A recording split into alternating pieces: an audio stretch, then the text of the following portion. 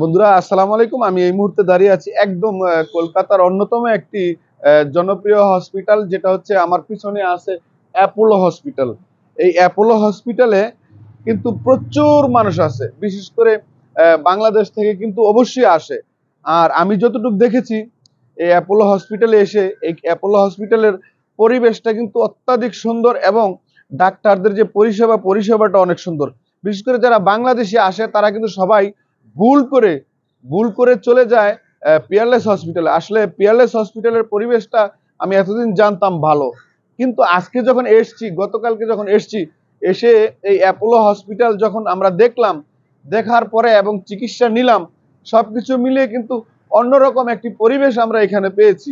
এবং ডাক্তারদের যেই ব্যবহার, ভিতরে যেই পরিবেশ, সবকিছু মিলিয়ে কিন্তু অন্যরকম একটি পরিবেশ এখানে আমরা দেখতে পেয়েছি। আপনারা যারা বাংলাদেশ থেকে আসেন তারা অবশ্যই অনেক টাকা পয়সা খরচা করে আসেন, আসলে অবশ্যই অ্যাপোলোতে আসবেন। যদি বাহিরে কোনোদিন চিকিৎসা করাইতেই হয় তাহলে অ্যাপোলোতে করাবেন। অ্যাপোলোর পরিবেশটা যদি একটু দেখেন, ভিতরে বিশাল বড় বড় দুইটি বিল্ডিং আছে, যেই বিল্ডিং এর ভিতরে কিন্তু বিল্ডিং এর যে পরিবেশ এবং বিল্ডিং এর বাইরে যে পরিবেশ অত্যাধিক সুন্দর। এবং সুপ্রিয় পানির ব্যবস্থা থেকে শুরু করে শৌচালয়, ওয়াশরুম থেকে শুরু করে, টয়লেট থেকে শুরু করে সবকিছু কিন্তু অন্যরকম সুন্দর একটি পরিবেশ এখানে কিন্তু আছে। অ্যাপোলোই যেমনটা বলছিলাম, আমরা আমরা তো বাংলাদেশের অ্যাপোলো হিসাবেও আমরা অনেকটা দেখেছি, চিনেছি, জেনেছি।